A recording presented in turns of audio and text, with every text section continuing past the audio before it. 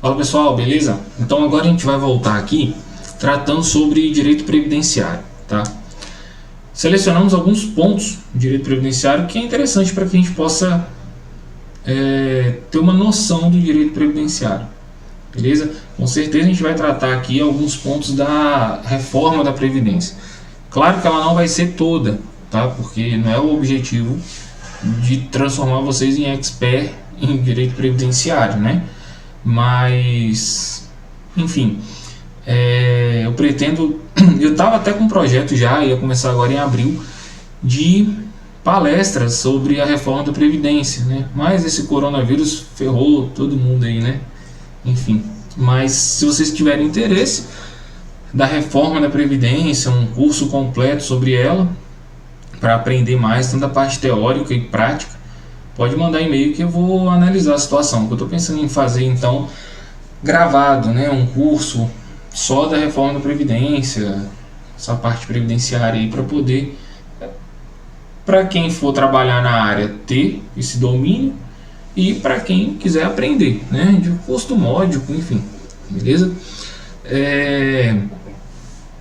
Não sei também se vocês estudam, pensam em concurso público, algo do tipo, mas se pensar,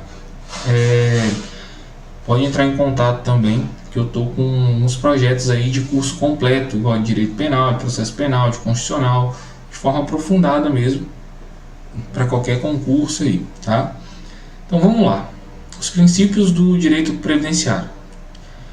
Os princípios do direito previdenciário, primeira coisa, quando a gente fala em direito previdenciário, só me ajeitar aqui, quando a gente fala na parte de direito previdenciário, a gente está relacionado diretamente a essa parte de sistema social da Constituição, tá? Quando se fala em seguridade social, a gente tem que entender que dentro da seguridade social tá a previdência, a assistência social e a saúde, tá? Então a gente vai falar aqui um pouco da previdência, que é o objetivo. Lá no artigo 194 da Constituição é onde traz os princípios da previdência, da seguridade social, de fato, né?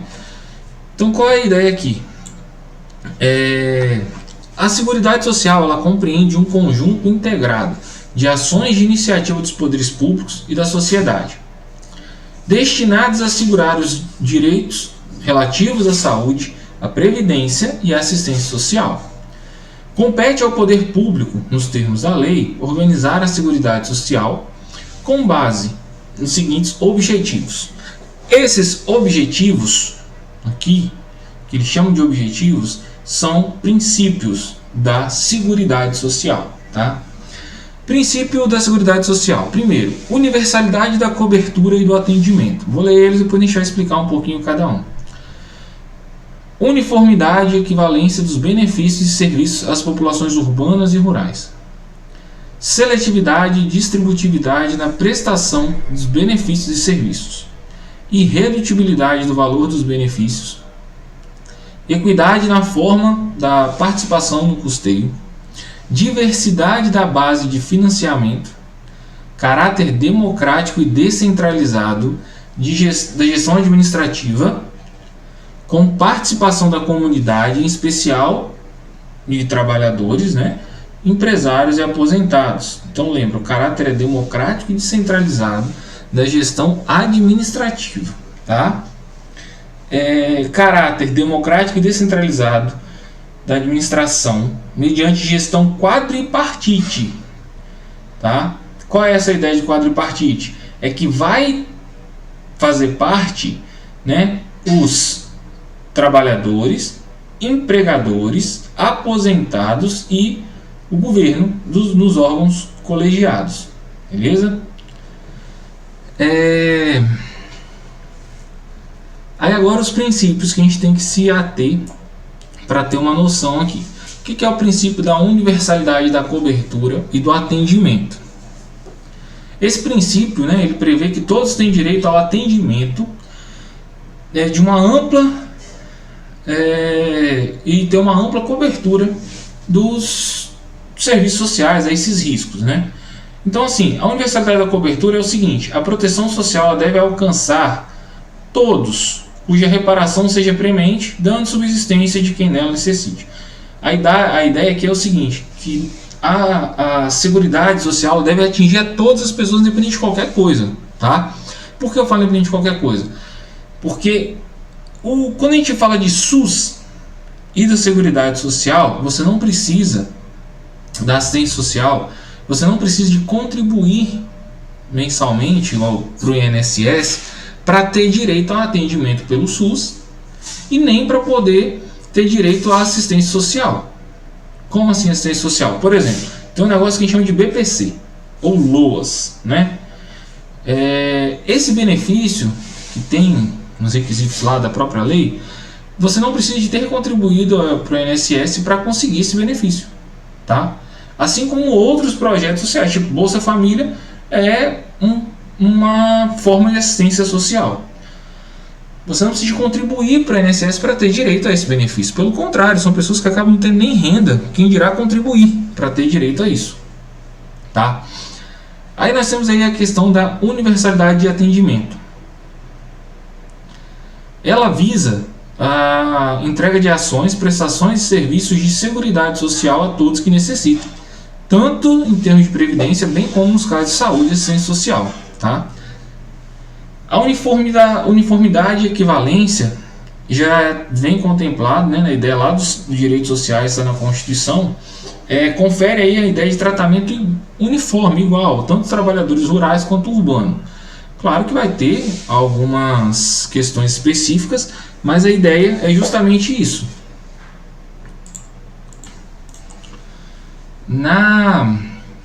Então, nessa ideia aqui, há benefícios idênticos e que são cobertos pelo mesmo sistema. É a questão da equivalência.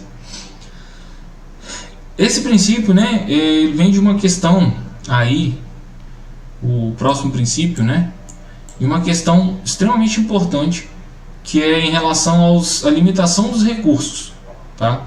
Então, para falar sobre isso, o direito previdenciário traz o que se chama seletividade e distributividade. Na prestação dos benefícios e serviços, pressupõe que os benefícios são concedidos a quem efetivamente necessite deles. Não é para qualquer um, é para quem necessitar deles. Razão que se fundamenta essa ideia de seguridade social, né, para benefício, para concessão desses benefícios ou alguns serviços previdenciários aí. Então ele tem que atender ainda os recursos que estão disponíveis para reger esse princípio, que seria a questão de distributividade. O princípio já da irredutibilidade do benefício dá razão, né, de que não pode ter aquele valor inicial reduzido, tá? Aí nós temos ali a questão da intangibilidade. Tem no direito do trabalho, lá para os trabalhadores na ativa, nós temos aí a questão da intangibilidade do salário. Você não pode diminuir o salário dos empregados, né? Aí, aqui para dentro da Previdência, a gente tem essa ideia de irredutibilidade. Mas a irredutibilidade é na questão do valor nominal, tá? Valor nominal. Como assim? Um salário mínimo. Um salário mínimo, 1.000 e tantos reais, R$1.040, por exemplo. O valor nominal é questão de um salário mínimo. Agora, quando você analisa que o salário mínimo subiu, mas o salário da Previdência não subiu, não está dizendo que foi reduzido. Não, ele se manteve. O que ele acontece é que ele não segue a mesma proporção de reajuste do salário corrente, do salário mínimo, tá? O reajuste da Previdência não é o mesmo do salário mínimo para quem está na ativa. Por isso tem gente que fala assim, eu comecei recebendo um salário, agora ganho menos que um salário. Não é isso. Você nunca vai receber menos do que um salário na época que você passou a receber um salário. Como assim? Eu comecei recebendo R$780, por exemplo. Salário mínimo de uma época atrás aí. Hoje meu salário está R$988. Está abaixo do salário mínimo. Mas não está abaixo do salário da época que eu passei a receber. Diferente é se eu comecei a receber 780 e hoje está R$600. Aí seria uma redução da Previdência. Isso não acontece e não pode acontecer. Por isso que quando supostamente acontece, aí é feita uma ação que a gente entra de revisão, tá? Diferente é a questão da revisão da vida toda. Revisão da vida toda, que eu acho que não sei se eu comentei já com vocês, é até interessante para situações que a pessoa contribuiu antes de 93 e aposentou depois. Depois que entrou o fator previdenciário, essa contribuição antes de 93 ali, antes do plano real, ela não foi levada em consideração. Então teve pessoas que aposentou com um salário menor do que deveria. Aí já é diferente.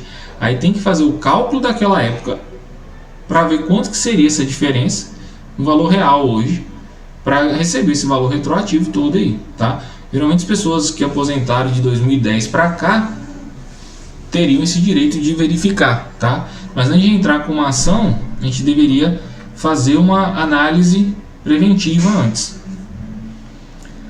Aí depois nós temos o princípio da equidade.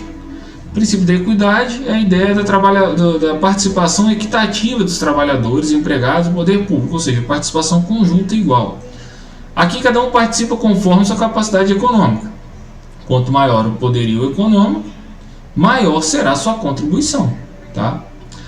Já a diversidade, o princípio da diversidade, trata-se de uma aplicação do direito da solidariedade, em que põe a todos, nessa parte social. Aí a gente tem a questão do poder público, as empresas, trabalhadores, a contribuição na medida das suas possibilidades, para que o sistema não entre em colapso, e a Seguridade Social possa arrecadar de várias fontes. E por fim a gente tem a questão do caráter democrático e descentralizado. É o que se chama aqui da gestão de Seguridade Social, que é quadripartite. Quadripartite porque tem a participação dos trabalhadores, dos empregados, ali, tem a dos empregadores, tem dos aposentados e do poder público. Então são 4 participantes. São os trabalhadores, que são os empregados, tem os empregadores, os aposentados e o poder público, tá? E aí, as contribuições da Previdência dos trabalhadores e demais segurados das empresas. Como que é essa contribuição? Aí até trouxe aqui a ideia de que, como houve a reforma agora, eu coloquei toda a lei para que a gente estude pela lei. É a fonte mais segura hoje para a gente poder tratar desse assunto, porque tem pouca doutrina sobre isso, tá? Tem bastante atualização, mas o mais seguro é a lei. A gente lê a lei, que a lei vai vir. O que vem hoje é a explicação da nova lei. Então vamos lá. A Seguridade Social será financiada por toda a sociedade, de forma direta e indireta, nos termos da lei, mediante recursos provenientes de orçamento da União, dos Estados, do DF, dos municípios e das seguintes contribuições. Então, ou seja, a Seguridade Social não é previdência, é seguridade. Lembra que eu falei? Seguridade é previdência, SUS e assistência social junto, tá? Ela é financiada por toda a sociedade, de forma direta ou indireta. Forma direta, por exemplo, é a sua contribuição mensal se você trabalha formalmente. Contribuição indireta são alguns impostos que são destinados, parte dela, contribuição social sobre lucro líquido de empresa, e você acaba ali dessa, de ICMS, do que for, indiretamente pagando também, porque é destinado uma parte, uma fatiazinha ali para a Previdência. E os recursos também do próprio orçamento da União, dos municípios, dos estados e do Distrito Federal, Além disso, tem também as contribuições do empregador, da empresa e da entidade a ela, equiparada na forma da lei, que incide sobre a folha de salário e demais rendimentos do trabalho pagos ou creditados a qualquer título à pessoa física que lhe preste serviço, mesmo sem vínculo empregatício. O que é isso? A empresa, o empregador ali, quem for, vai ter que contribuir, além da contribuição que ela já tem, ela tem que contribuir sobre a folha de salário do seu empregado, tá? Aí ela também tem que contribuir sobre a receita ou faturamento e sobre o lucro. Então a empresa paga pra caralho, tá?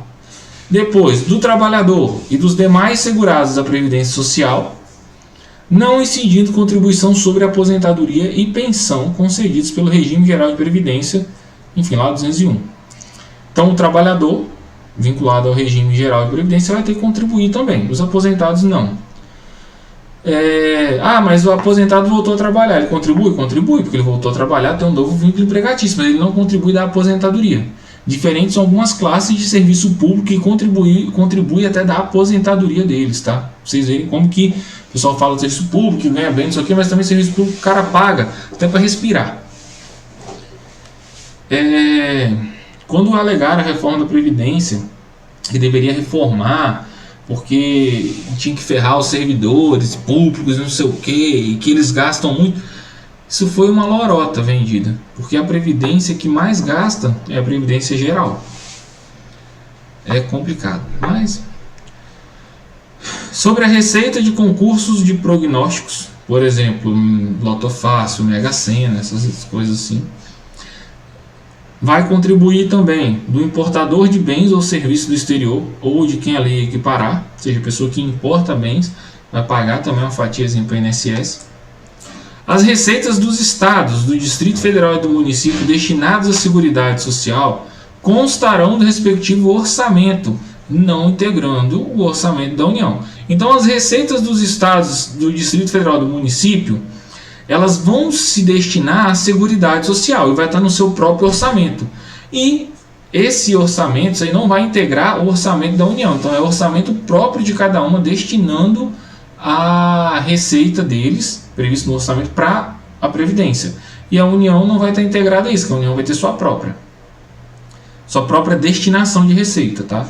A proposta de orçamento de seguridade será elaborada de forma integrada pelos órgãos responsáveis pela saúde previdenciária e assistência social, tendo em vista pela saúde, pela previdência social e assistência social, tendo em vista as metas e prioridades estabelecidas na lei e diretrizes orçamentárias, assegurado a cada área a gestão de seus recursos. A pessoa jurídica em débito com o sistema de seguridade, como estabelecido em lei, não poderá contratar com o poder público nem dele receber benefícios ou incentivos fiscais ou creditícios. Ou seja, você tem uma empresa e você não está contribuindo para o INSS, não está pagando sobre aquilo lá que a gente já viu lá sobre folha de salário, lucro líquido, né? Se você não estiver contribuindo nessas hipóteses aqui, ó, receita, faturamento, lucro, folha de salário, você vai ser penalizado em não poder contratar com o poder público. Como assim? Licitação. Se você quiser participar de uma licitação, você não vai poder. Você não vai poder contratar com o poder público, tá? E nem receber benefício, incentivo fiscal. Então, por isso que tem que andar em dia com a Previdência. A lei poderá instituir outras fontes destinadas a garantir a manutenção ou expansão da Seguridade Social, obedecido o disposto no artigo, enfim. Nenhum benefício ou serviço da Seguridade Social poderá ser criado, majorado ou estendido sem a correspondente fonte de custeio. Ou seja, não se pode criar novo benefício ou algum serviço da Seguridade Social se não tiver a fonte para custear isso. Ou seja, eu vou criar um benefício hoje de dou dinheiro para todo mundo. Mas da onde você vai estar tirando esse dinheiro para dar para todo mundo? Não tem, eu vou pegar da própria Previdência, não pode. Tem que ter uma fonte de custeio direcionada a isso. As contribuições sociais de que trata esse artigo só poderão ser exigidas após decorridos 90 dias da data da publicação da lei que houver instituído ou modificado. Isso aqui é o chamado princípio da noventena, tá? São isentas de contribuição para a Seguridade Social às entidades beneficentes da assistência social que atendam às exigências estabelecidas em lei. O produtor, o parceiro, o meeiro, o arrendatário rural, o pescador artesanal, bem como os respectivos cônjuges que exerçam suas atividades em regime de economia familiar sem empregado permanente, contribuirão para a Seguridade mediante a aplicação de uma alíquota sobre o resultado da comercialização da produção e farão jus aos benefícios nos termos da lei. Essas pessoas que eu acabei de ler, né, produtor, pequeno produtor rural, parceiro, meeiro, arrendatário, pescador artesanal, seus cônjuges, né, se exercer essas atividades em ideia de economia familiar, eles vão contribuir sobre a alíquota do que vender, tá? Porque as empresas acabam contribuindo mesmo se não vender. Então eles vão contribuir de uma forma menor. Por exemplo, esse ano eu não consegui vender um peixe, então eu não contribuo. Vendi um peixe, contribuo com uma alíquota, é bem pequena essa alíquota, tá? Então eles têm um certo benefício. As contribuições sociais previstas no inciso 1 do caput deste artigo, que é aquele lá das empresas, poderão ter a alíquota diferenciada em razão da atividade econômica, da utilização intensiva de mão de obra, do porte da empresa de condição estrutural de mercado de trabalho, sendo também autorizada a adoção de base diferenciada no cálculo. Um exemplo disso é quando a gente fala do Simples Nacional. Por causa do tamanho da empresa, né, faturamento da empresa anual, ela pode aderir ao Simples, né? E aí ela vai ter uma redução nessa carga tributária geral e nessa contribuição social também, tá? Então o recolhimento é menor. Isso daqui foi inserido agora pela nossa emenda, tá? Já existia, mas ele deu uma modificadazinha. Nossa emenda reforma previdenciária que fala um tanto. A lei definirá os critérios de transferência de recursos para o Sistema Único de Saúde e Ação de Assistência Social da União dos Estados, DF e município e dos estados para o município, observada a respectiva contrapartida de recursos. São vedados a moratória e o parcelamento em prazo superior a 60 meses e, na forma da lei complementar, a remissão e a anistia das contribuições sociais de que tratam a linha A do inciso 1 do inciso 2 do caput. A questão, a gente volta ao caput, é a questão da contribuição da empresa sobre a folha de salário, inciso 2 é a contribuição do empregador. Então fala que não pode moratória e o parcelamento acima de 60 meses no caso da empresa que não está contribuindo, né, sobre a folha de salário do empregado, ou o empregado não está contribuindo lá mensalmente, né, não estiver sendo recolhido. Então essa empresa ela pode ter uma moratória e um parcelamento até 60 meses, não pode ser superior a isso, para poder colocar em dia isso aí, né? Virou dívida, tá? Virou 1 milhão de dívida. Eu vou pegar e vou dividir esse 1 milhão por até 60 meses. A lei definirá os setores de atividade econômica para os quais as contribuições incidentes na forma do inciso 1, B e caput não serão cumulativos. O segurado somente terá reconhecido como tempo de contribuição ao regime, isso aqui é da reforma nova, tá? O segurado, né, por exemplo, trabalhador comum, você trabalha numa empresa que tem carteira assinada, você é um segurado, tá? Obrigatório da Previdência, terá reconhecido como tempo de contribuição para o regime geral de Previdência a competência cuja contribuição seja igual ou superior à contribuição mínima mensal exigida para a sua categoria, assegurado no agrupamento de contribuições. Aí nós temos aí agora os benefícios previdenciários. Aí aqui a gente já entra numa parte um pouco mais específica, que foi realmente bastante modificado pela reforma constitucional que aconteceu agora em 2019. Tá? A Previdência Social será organizada sob a forma de regime geral de previdência. Caráter dela é contributivo, ou seja, contribuição, a gente precisa contribuir a ela, a Previdência, e de filiação obrigatória. Tá? Claro que vai ter alguns critérios que preservem ali o equilíbrio financeiro e atuarial, e vai atender, na forma da lei, a algumas situações. Quais são? Cobertura de eventos de doença, invalidez, morte e idade avançada, aposentadoria, enfim. Proteção à maternidade, especialmente à gestante. Proteção ao trabalhador em situação de desemprego involuntário. Salário família, auxílio reclusão para os dependentes dos segurados de baixa renda. Isso aqui são os benefícios, tá, gente? Benefício da Previdência. Pensão por morte do segurado, homem ou mulher, ou cônjuge, companheiro, dependentes observado e disposto lá no parágrafo 2º, vai ver depois, né? É vedada a adoção de requisitos ou critérios diferenciados para concessão de benefícios, ressalvado nos termos da lei complementar, possibilidade de revisão da idade de tempo de contribuição distintos da regra geral para concessão de aposentadoria, exclusivamente em favor dos seguintes segurados. Isso aqui foi acrescentado agora pela reforma constitucional, tá? Da Previdência. dos segurados com deficiência previamente submetidos à avaliação biopsicossocial realizado por equipe multiprofissional e interdisciplinar, cujas atividades sejam exercidas com efetiva exposição a agentes químicos, físicos, biológicos prejudiciais à saúde ou associação desses agentes, vedada caracterização por categoria profissional ou ocupação. Nenhum benefício que substitua o salário de contribuição ou o rendimento do trabalho do segurado terá valor mensal inferior ao salário mínimo. Todos os salários de contribuição considerados para o cálculo de benefícios serão devidamente atualizados na forma da lei. É assegurado ajustamento de benefícios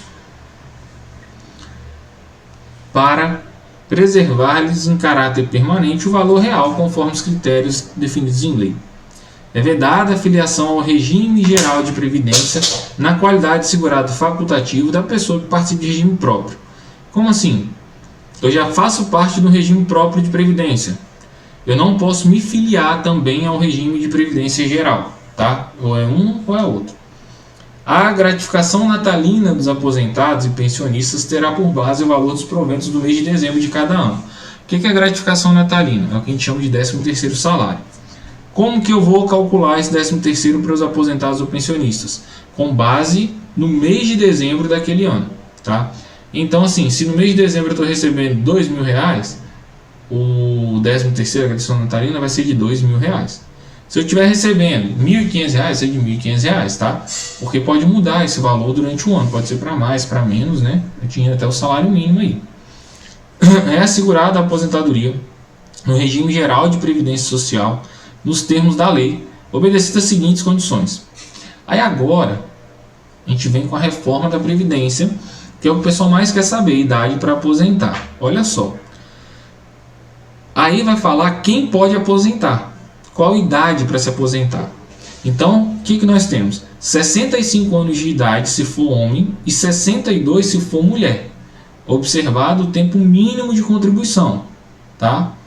Geralmente o tempo mínimo de contribuição é no mínimo 15 anos de contribuição, mas a gente vai ver que tem umas regrinhas diferentes.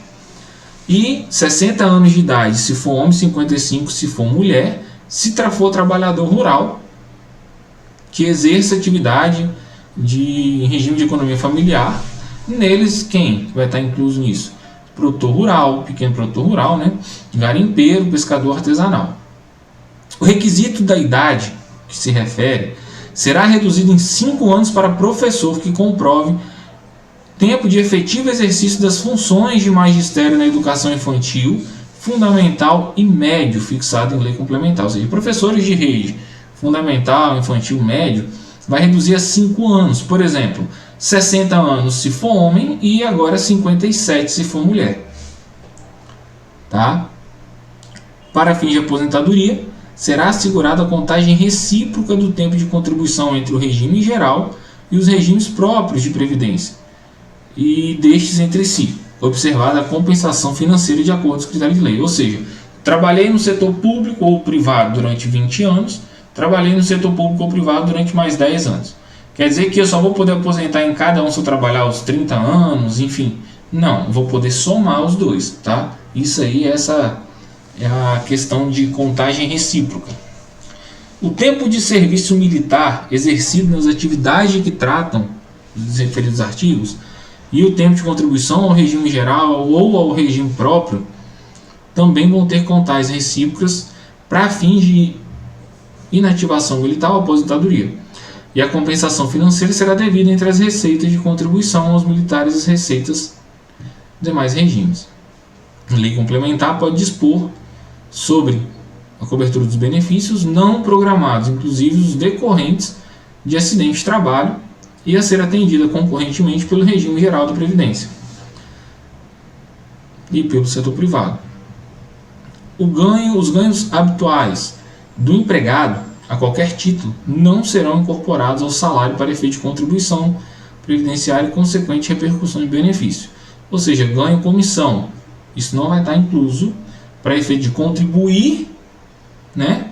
E também não vai estar incluso para efeito de você, quando aposentar, receber aquele valor proporcional às suas comissões.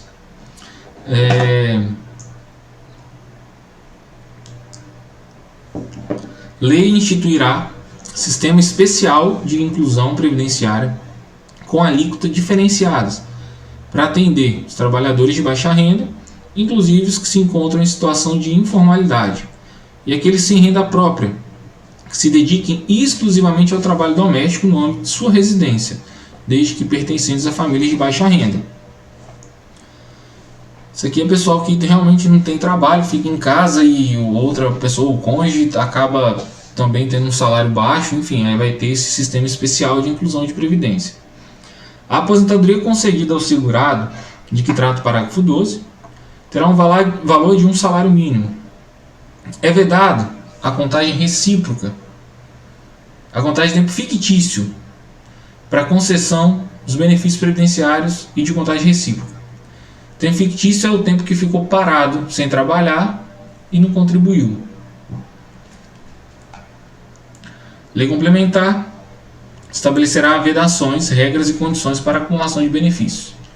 Os empregados dos consórcios públicos, das empresas públicas, sociedade de economia mista e das subsidiárias serão aposentados compulsoriamente, observados o tempo mínimo de contribuição a atingir a idade máxima, que está lá no artigo 40, que é a parte de direito administrativo. O regime de previdência privada, de caráter complementar e organizado de forma autônoma em relação ao regime geral de previdência social, será facultativo, baseado na constituição de reservas que garantem o benefício contratado. Tá? O regime de previdência privada, supostamente, né, a gente fala que ele é facultativo, porque se tiver como compensar pelo regime geral, vai seguir o regime geral. Se não, a lei complementar de que trata esse artigo assegurará ao participante dos planos dos benefícios de entidade da Previdência o plano acesso às informações relativas às gestões de respectivos planos. As contribuições do empregador, os benefícios, as condições contratuais previstas nos estatutos, regulamentos e planos de benefícios das entidades da Previdência não integram o contrato de trabalho dos participantes, assim, com exceção dos benefícios concedidos, não integram a remuneração dos participantes dos termos da lei. É vedado o aporte a recursos em entidade de previdência privada pela União e municípios nas autarquias e fundações, empresas públicas, sociedade de economia mista e os demais. Né? A lei complementar ela vai disciplinar sobre a relação entre a União, o Estado, Distrito Federal, municípios, inclusive suas autarquias, fundações, sociedades de economia mista, direta e indiretamente, enquanto patrocinados pelos planos de benefícios previdenciários. A lei complementar, né, aplica-se no que couber às empresas privadas permissionárias. Enfim, lei complementar estabelecerá a designação de membros para a diretoria de entidades fechadas de previdência. Bom, a parte previdenciária interessante era essa que a gente tinha para passar, tá? Já vou fazer mais um corte aqui no intervalo, a gente volta depois e aí eu vou complementar alguns pontos sobre direito previdenciário e, se for necessário, a gente entra em direito tributário, tá bom? Até daqui a pouco.